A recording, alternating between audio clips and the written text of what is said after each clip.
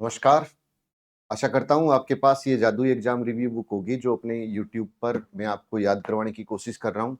और एग्ज़ाम में जितने भी 1992 से मतलब मार्च 2025 या अपने कहें कि यहाँ तक जितने एग्ज़ाम हुए, वो सब एग्ज़ाम में आए हुए क्वेश्चन आपके सामने हैं। इसका नया बैच ऑफ़लाइन 29 तारीख को शुरू हो रहा है। एक अपना 8 मई से बैच लेके आ रहा हूँ, क्लासरूम से लाइव बैच। 8 मई से क्लासरूम से लाइव बैच लेके आ रहा हूँ। तो अगर कोई भाई बंधु ज्वाइन करना चाहें तो फ़ोन ज़रूर कर लें। पहले से ही ज्वाइन कर लेना ताकि 8 मई को जब शुरू हो उससे पहले-पहले बुक का सेट आपके घर तक पहुँच जाए। वी.सी. मिश्रा ने राजस्थान को कितने भागों में विभाजित किया है? Professor VC. ये विभाजन हुआ था 1968 में और वी.सी. ने कितने भागों में? 7। सी ने कितने भागों में राजस्थान को विभाजित किया? तो कह दो 7 भागों में विभाजित किया। सी ने 7, सी ने कितने भागों में? 7 भागों में। पश्चिमी मरुस्थलीय प्रदेश का क्षेत्रफल लगभग कितना है? देखो, वैसे तो अपने क्या बोलते हैं 61.11 है, लेकिन अगर वैसे पूछे तो हरिमोहन सक्सेना ने दे रखा है 1,75,000 वर्ग किलोमीटर। और अगर भाग पूछे तो याद रखना 2/3 भाग पर मरुस्थल है। 2/3 भाग पर मरुस्थल है, ये जरूर याद रख लेना। लगाए अरावली प्रदेश का भाग नहीं है। अरावली प्रदेश का, इसका उत्तर था विंध्यन। विंध्यन अरावली का भाग नहीं है, तो ये हाड़ौती का भाग है। ये किसका भाग है? हाड़ौती का भाग है, ये अरावली का भाग नहीं है, इसको स्पेशल ध्यान में रखना है। मध्य अरावली का निम्न उच्चावच क्षेत्र कौन सा है? मध्य अरावली का उच्चावच क्षेत्र, देखो अपने बोलते हैं कि राजस्थान का सबसे उच्चतम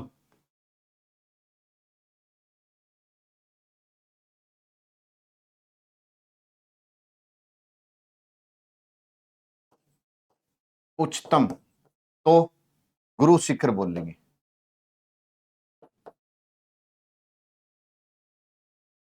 निम्नतम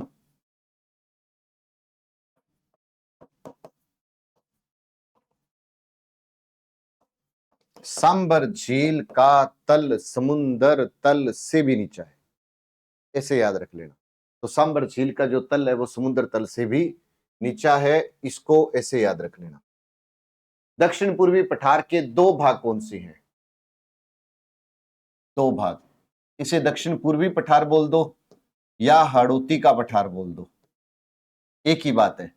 हाड़ौती का पठार कहीं या दक्षिण पूर्वी पठार कहीं, इसके 2 भाग है। एक को क्या बोलते हैं? एक को बोलते हैं विंध्यन कगार भूमि, विंध्यन कगार भूमि, और एक को बोलते हैं दक्कन लवा भूमि।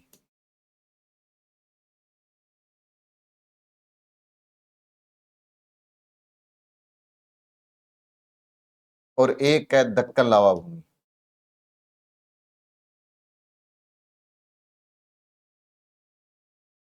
विंध्यन कगार भूमि और एक को बोल दो दक्कन लावा भूमि, या विंध्यन का पठार बोल दो और एक है दक्कन लावा भूमि। जालोर सिवाना की पहाड़ियां, जालोर सिवाना की पहाड़ियां किसकी बनी हुई है? पहले तो ये बताओ कि जालोर को क्या बोलते हैं? तो अपने कहेंगे जालोर को तो ग्रेनाइट सिटी बोलते हैं। अब ग्रेनाइट जालोर, तो एक ग्रेनाइट तो वैसे याद रखो, एक और याद रख लो रायोलाइट।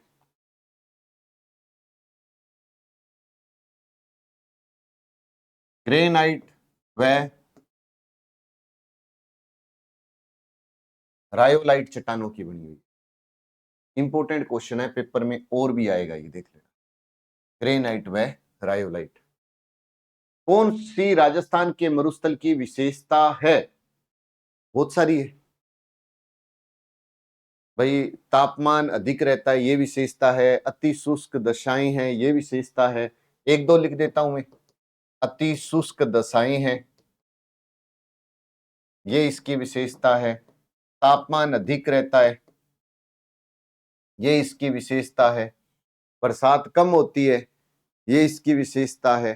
बरसात कम होती है, टेम्परेचर अधिक रहता है, वायुदाब कम रहता है। संतों का शिखर, संतों का शिखर तो कहते हैं गुरु शिखर को।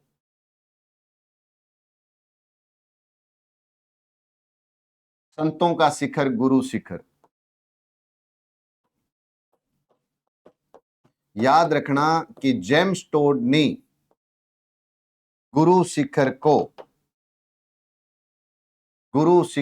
क्या कहा? संतों का शिखर का। जेम्स टोड ने गुरु शिखर को क्या कहा? तो आप कह दो संतों का शिखर कहा। राजस्थान में हॉर्स शू प्रकार की पहाड़ी, कल बात हुई थी घोड़े की नाल, ये एग्रीकल्चर सुपरवाइजर में पूछा गया था, ये महिला सुपरवाइजर में। घोड़े की नाल,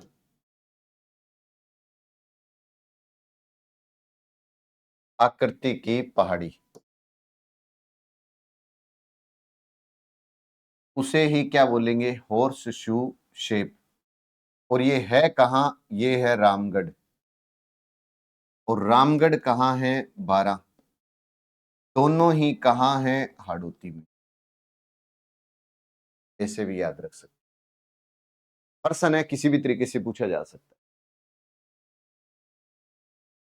तोरावाटी की पहाड़ियां, तोरावाटी, शेखावाटी, तोरावाटी, शेखावाटी, याद हो गया?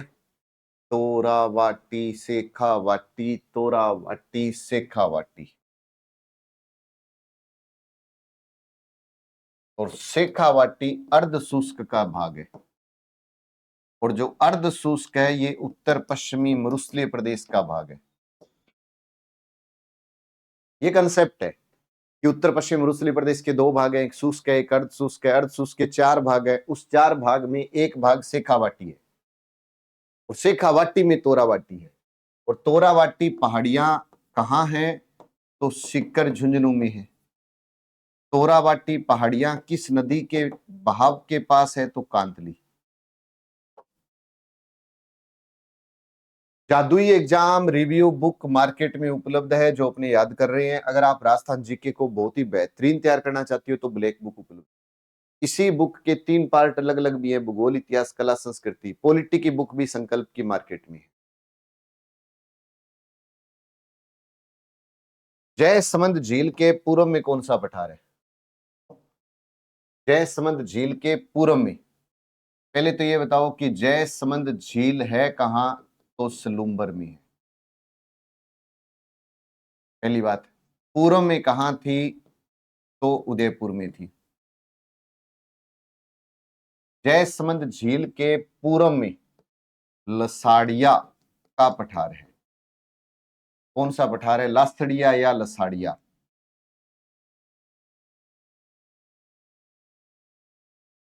इसे याद रख लो। जयसमंद झील के पूर्व में पठार है। जालोर ग्रेनाइट से निर्मित पहाड़ी, अभी क्या हुआ कि जालोर की पहाड़ी किससे निर्मित है? तो ग्रेनाइट और आयोलाइट। और इनका जो आकार पूछ ले कि इनका आकार कैसा है ग्रेनाइट वाला, तो सर्पाकार पहाड़ियां है। सॉरी, गुंबदाकार। सर्पिलाकार तो है अपने इसके अंदर सेंदड़ा स्टेशन की पहाड़ी, ये है गुंबदाकार। गुंबदाकार पहाड़ियां, गुंबदाकार पहाड़ियां। और सेंदड़ा स्टेशन, ये सेंदड़ा स्टेशन की पहाड़ी है कहां? पाली में है। और इनकी आकृति कैसी है? तो सर्पिलाकार है। इनकी आकृति पूछे तो कैसी है? सर्पिलाकार है। सर्पिलाकार आकृति, ये भी शानदार क्वेश्चन है। बाप बोल्डर, बाप एक तहसील है फलोदी डिस्ट्रिक्ट की, तो बाप बोल्डर का संबंध वर्तमान में किससे है? तो क्या बोलोगे कि बाप बोल्डर का संबंध फलोदी जिले से है। किससे है? फलोदी जिले से है। बाप बोल्डर किस युग से है? कार्बोनिफेरस,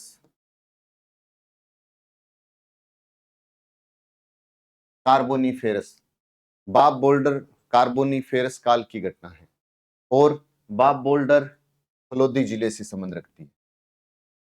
थार मरुस्थल का विस्तार किन राज्यों में है? बताओ। थार मरुस्थल 4 राज्यों में फैला हुआ है। थार मरुस्थल कितने राज्यों में है? 4। पंजाब, हरियाणा, राजस्थान, गुजरात। पंजाब, हरियाणा, राजस्थान, गुजरात। उदयनाथ पर्वत, देखो उदयनाथ पर्वत कौन से जिले में है? तो कह दो अलवर।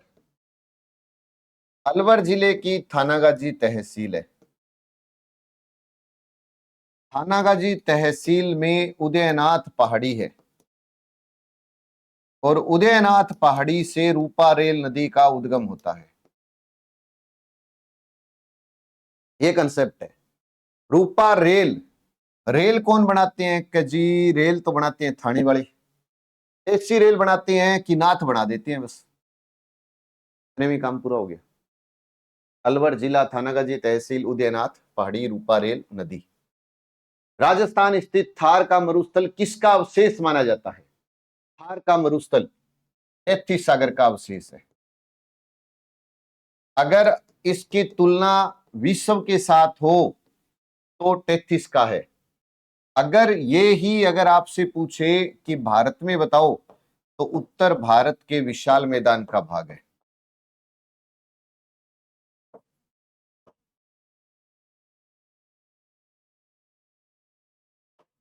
भारत में हो तो किसका भाग है? उत्तर भारत के विशाल मैदान का भाग। और विश्व में हो तो 33 सागर का भाग। अगर आप रीट की बेहतरीन तैयारी करना चाहते हैं, क्वालिटी से कोई समझौता नहीं चाहते, आपका जो भी फेवरेट टॉपिक है, मार्केट में जाना, संकल्प पब्लिकेशन गंगानगर की रीट मुख्य परीक्षा की बुक ले लेना। आप पहले अपने टॉपिक को देखना कि मेरी इस टॉपिक पर कमांड है, फिर देखना कि इसमें वास्तव में उस लेवल का मैटर है क्या। जितने आज तक एग्जाम हुए हैं वो सब एग्जाम इसके अंदर साथ में दिए हुए हैं, आए हुए क्वेश्चन मैटर के साथ ऐड किए हुए। सबसे ऊंची चोटी का नाम बताओ। मध्य अरावली की। देखो मध्य अरावली की सबसे ऊंची चोटी का नाम, पहली बात तो ये कि टोडगढ़ है। मोरमजी, गोरमजी, टोडगढ़। ऑप्शन में ना आए तो दूसरी तारागढ़ है। तो यहां पे मैं तीनों ही बता देता हूं। एक तो है मोरमजी, इसी को बोलते हैं गोरमजी या टोडगढ़, और इसकी ऊंचाई है 933 मीटर। तारागढ़, तारा 73, 873, और नाग पहाड़ी 795 मीटर है। नाग पहाड़ी, तो इसने ऑप्शन दिया उसमें तारागढ़ था, लेकिन सबसे ऊंची भी अब आपको याद है। प्रतापगढ़ किस क्षेत्र का एक भाग है? प्रतापगढ़ का प्राचीन नाम क्या है? आपसे कोई पूछे ये बताओ प्रतापगढ़ का प्राचीन नाम क्या है? प्राचीन नाम है कांठल। कांठल का अर्थ होता है किनारा। किनारा, कांठल का अर्थ होता है किनारा। इसके किनारे पर बहती है माही। माही को कहते हैं कांठल की गंगा।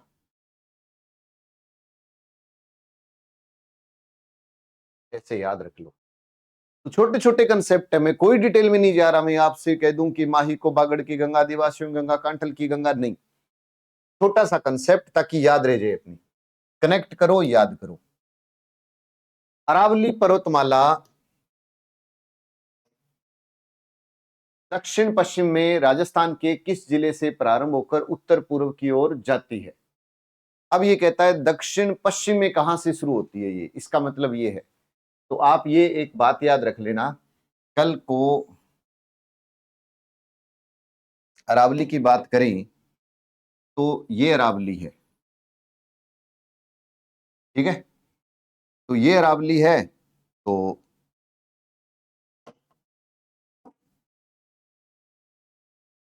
यहां से शुरुआत हुई और यहां समाप्ति हुई। ये दक्षिण पश्चिम दिशा है और उत्तर पूर्व की ओर जाती है ना। तो अरावली की शुरुआत जो होती है ना वो आबू से होती है। आबू ऑप्शन में ना हो तो सिरोही कह सकते हो। ये राजस्थान में अंतिम बिंदु है।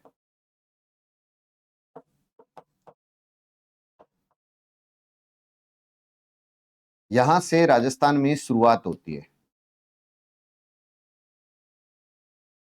और ये राजस्थान में अंतिम बिंदु है। ये दो शब्द जरूर याद रख लेना, इंपॉर्टेंट क्वेश्चन है। कोटा बूंदी का क्षेत्र क्या कहलाता है? हाड़ौती कहलाता है।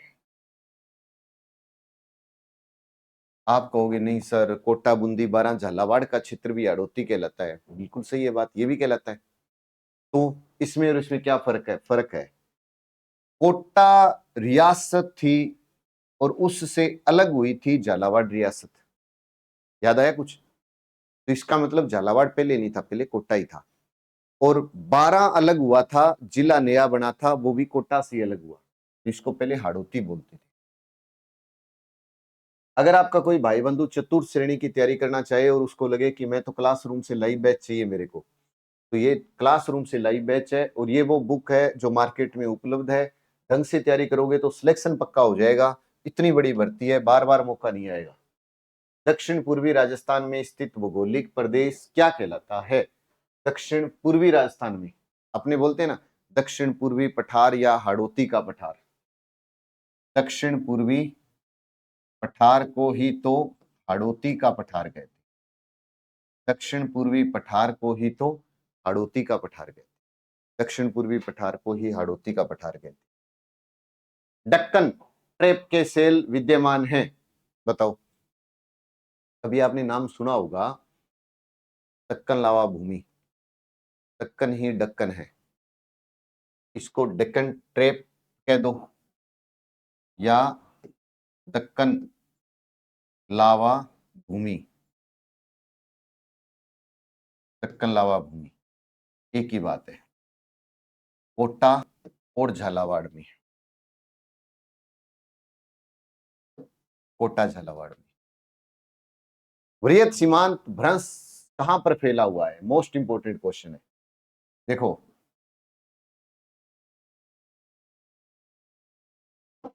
इधर क्या है? अरावली है। इस तरीके से ये अरावली है। ये विंध्यन कगार भूमि है।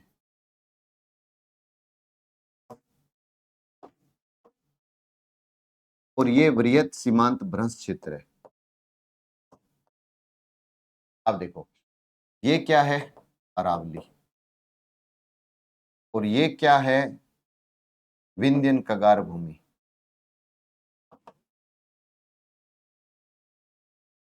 और इसके बीच का जो भाग है इसको क्या बोलते हैं? बृहत सीमांत भ्रंश। इसे ही महान सीमा भ्रंश, इसे ही ग्रेट बाउंड्री ट्रस्ट। ये है कहां? ये है बूंदी और सवाई माधोपुर। छोटे छोटे कंसेप्ट और पेपर में देखो, आए हुए पेपर में डिस्कस हो रहे हैं अपनी, तो इसका मतलब पक्का ही है, दोबारा भी कभी न कभी कॉपी पेस्ट हो जाएगा। मालानी आग्नेय शेल समूह के कारण कौन सा क्षेत्र पनपा? मालानी आग्नेय शेल समूह, मालानी, गुड्डामलानी, बाड़मेर, जालोर, है ना। तो जालोर की जो ग्रेनाइट शेल थी वो भी इसी के कारण ही पनपी है। ये याद रख लेना, जालोर ग्रेनाइट वाला क्षेत्र।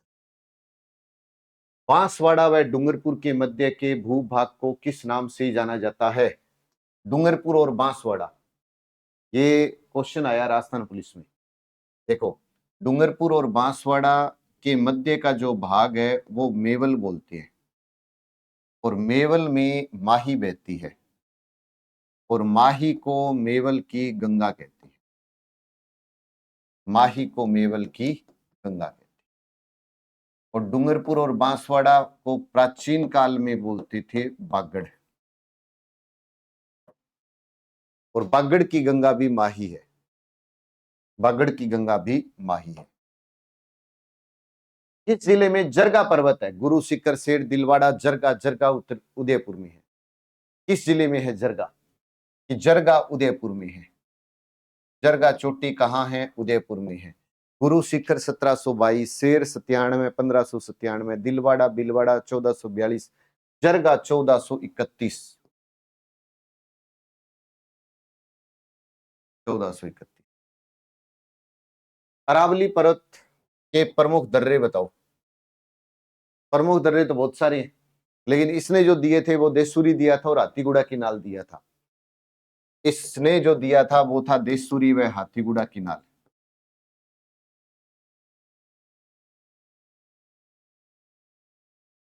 ऐसे याद रख लो। अरावली पर्वत श्रेणी का विकास किस काल में माना जाता है? देखो, याद रखना इसको, प्री कैम्ब्रेशियन काल में माना जाता है। प्री कैम्ब्रेशियन काल में माना जाता है। और कल को पूछे ये किसने बताया था? ए एम हेरोन ने बताया था। किसने बताया था? ए एम हेरोन ने कहा था कि अरावली पर्वतमाला प्री कैम्ब्रेशियन काल की चट्टानी है। पश्चिमी रेतीली मैदान में बालू का स्तूप पाए जाते हैं। देखो, वैसे तो था 60, लेकिन सही मायने में तो 61.11 है, लेकिन इसने दे कितना रखा था? तो 60 दे रखा था, तो वो सही हो गया बस। खेड़ बर्मा से खेतड़ी तक अरावली की कुल लंबाई कितने किलोमीटर है? तो ये दिल्ली तक तो गया नहीं, तो ये 550 किलोमीटर है। 80% हिस्सा है। ये वैसे ही है, नहीं गुजरता वो अरण्या है, अरण्या।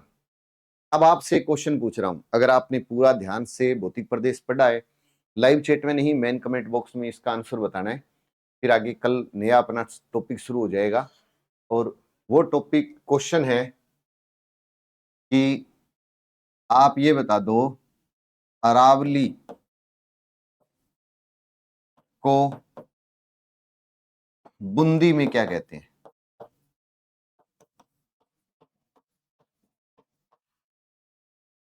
और क्वेश्चन का आंसर लाइव चैट में नहीं, मेन कमेंट बॉक्स में आना चाहिए। तो जितने भाई बंधु है ग्रुप में वीडियो को शेयर जरूर करना, और बुक को जरूर परचेज कर लेना। ये सभी कोर्स हैं, और बाकी रीट के जो नए बैच हैं ये मैं 8 मई से शुरू कर रहा हूं। रीट का नया बैच 8 मई से शुरू हो रहा है। ये बुक मार्केट में उपलब्ध है, एक बार जाकर विजिट जरूर करना। जय हिंद, जय भारत।